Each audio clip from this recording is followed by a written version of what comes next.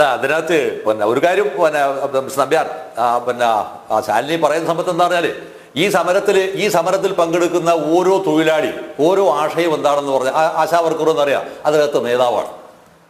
ഈ സമരത്തിന് എന്താ അതിന് ആ സമരത്തിന് മറ്റൊരു കെട്ടിയിറക്കപ്പെട്ടിരിക്കുന്ന നേതാവില്ല. അതുകൊണ്ട് തന്നെയാണ് ആ സമരത്തെ കീഴ്പ്പെടുത്തുക, പരാജയപ്പെടുത്തുക ഈ മുഖ്യമന്ത്രിയല്ല അയാളെക്കാൾ വലിയ തമ്പ്രാമിയാച്ചാൽ സാധ്യമല്ലാത്ത ഒരു രാഷ്ട്രീയ ഭൂമികേട് ഉണ്ടാവുന്നത്. അത് വെറുതെ പറയാം. അതിന് ബഹുമാനപ്പെട്ട പിന്നെ PM സുരേഷ് ബാബു കുണ്ടിതപ്പെട്ടൊരു കാര്യമില്ല. കാരണം എന്താ അറിയോ, ഒരു സമരം എന്ന് പറയുന്നത് സമരം പിറക്കുന്നത് ഇവിടെ നിന്നാണ്, ആവശ്യങ്ങളിൽ നിന്നാണ്. ആവശ്യമില്ല സമരം നിർമ്മിക്കുന്നിടത്താണ് സമരം പാളിപ്പോകുന്നത്. ഈ സമരം പിറന്നു വീണത് അവരുടെ അനിവാര്യതയിൽ നിന്നാണ്.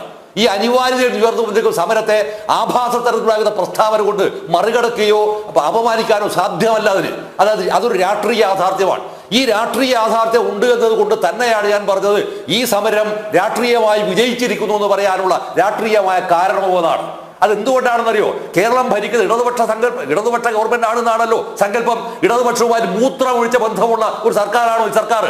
അതല്ല എന്ന് PM സുരേഷ് ബാബുവിന് വളരെ കൃത്യമായിട്ട് അറിയുന്നതാണ്. പക്ഷേ യു ആർ ബൗണ്ട് ടു നിങ്ങളെ മറ്റു രീതിയിൽ സംസാരിക്കാൻ നിങ്ങൾ നിർബന്ധിതരാണ്. കാരണം അത് നിങ്ങളുടെ മുന്നണിക്കകത്ത് നിങ്ങളുടെ ദുര്യോഗമാണത്.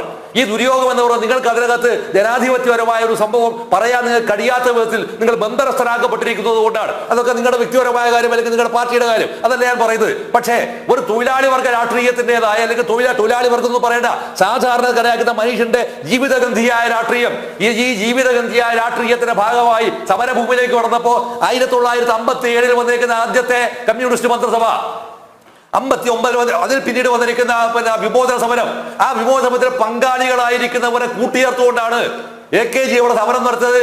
ഓർമ്മയുണ്ടാവുമല്ലോ PM സുരേഷ് ബാബുവിന്. അമരാവതിയിൽ AKG സമരം ഏറ്റവും ഗംഭീരമായി സമരം നടത്തിയത് അങ്ങനെയാണ്. ആ സമരത്തിന് പേരിൽ AKG പാർട്ടിയുടെ പണിഷ്മെന്റ് വാങ്ങിയ നേതാവാണ്. നിങ്ങൾ ആരോടെങ്കിലും പാർട്ടിക്കാരോട് അന്വേഷിച്ച് നോക്കണോ? അതിനോട് പാർട്ടി നടപടിക്ക് വിധേയരാക്കപ്പെട്ട ആളാണ് AKG. അതാണ് തൊഴിലാളി വർഗത്തിന്റെ സമരം എന്ന് പറയുന്നത്. ആ സമരത്തിന്റെ രീതിയിലേക്ക് ഇവിടെ ആര് മാറണം? അന്നേരം അത് പറയുന്നത് ഈ SUCI-ക്കാരാണ് അല്ലെങ്കിൽ അവരാണ് വരുന്നതോട് അവർക്ക് പങ്കെടുക്കാൻ പാടില്ല എന്ന് പറയാവുന്ന അധമത്വം വരുമ്പോ നിങ്ങൾക്ക് എവിടെയാണ് വാദത്തിൽ മാനവികതയുള്ളത്? എവിടെയാണ് മാനവികതയുള്ളത്? ഈ മാനവികത ഞാൻ വിശദമായിട്ട് പറയുന്നില്ല. ഈ മാനവികതയുടെ ഒരംശം പോലും പിറവിയിൽ തന്നെ ഇല്ലാതാക്കപ്പെട്ടു പോയിരിക്കുന്ന ഒരാളാണ് വാസ്തവത്തിൽ ഈ കേരളത്തിലെ മുഖ്യമന്ത്രി. അപ്പൊ അതുകൊണ്ട് തന്നെ അയാൾ ഈ സമരം എത്ര കാലം ഇനി നീട്ടിക്കൊണ്ടുപോകുമെന്നല്ല വിഷയം. എത്ര സമയത്തിനുള്ളിൽ ഈ സമരം തീർക്കാൻ അയാൾ നിർബന്ധിതമായി തീരുന്ന ഒരു പുതിയ രാഷ്ട്രീയ ഭൂമിക ഈ കേരളത്തിൽ രൂപം കൊണ്ടുവന്നിരിക്കുന്നു എന്നതാണ് അതിന്റെ വർത്തമാനകാലമായ യാഥാർത്ഥ്യം. ഒറ്റൊരു പോയിന്റ് കൂടി, ഈ ആശമാരുടെ വിഷയം തീർക്കണമെങ്കിൽ ഇയാളുടെ ക്ലിഫ് ഹൗസ് ഉണ്ടല്ലോ, ആ ക്ലിഫ് ഹൗസിന്റെ അറ്റകുറ്റപ്പണി ഇതുവരെ ആരും ചെലവാക്കിയിരിക്കുന്ന പൈസ എത്രയാണ്? ബാക്കി എല്ലാം ഒഴിവാക്ക്. 3.25 കോടിയോ 4.25 കോടി രൂപയോ ഒറ്റാണ് ഇയാളുടെ മരുമകന്റെ പൊതുമരാമത്ത് വകുപ്പിൽ നിന്ന് ഈ മുടിഞ്ഞ തറവാടെന്ന് പറഞ്ഞ സാധനം ക്ലിഫ് ഹൗസ്. ആ ക്ലിഫ് ഹൗസിന് ഇപ്പൊ അറ്റകുറ്റപ്പണിക്ക് വേണ്ടി ചെലവഴിച്ചിരിക്കുന്ന തുക ആ തുക വേണോ? ഈ ആശാവർക്കർമാരുടെ പ്രശ്നം പരിഹരിക്കാൻ വേണോ? 100 കോടി രൂപയുടെ കാറിന് വേണ്ടി മാറ്റിവെച്ചിരിക്കുന്ന പണം അത് വേണോ? ഇത് മാറ്റിവെക്കാൻ അത് വേണോ?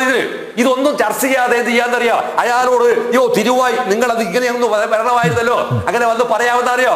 അവിടെയാണ് ഈ ആശാവർക്കർ വായിക്കുന്ന ഓരോരുത്തർ മുടി മുറിച്ചിരിക്കുന്ന ഓരോ ആളും വന്നാല് ഓരോ ആളും പോരാളിയായത് അവിടെയാണ്. അവിടെയാണ് അവർ ഫൈറ്റർമാരായത്.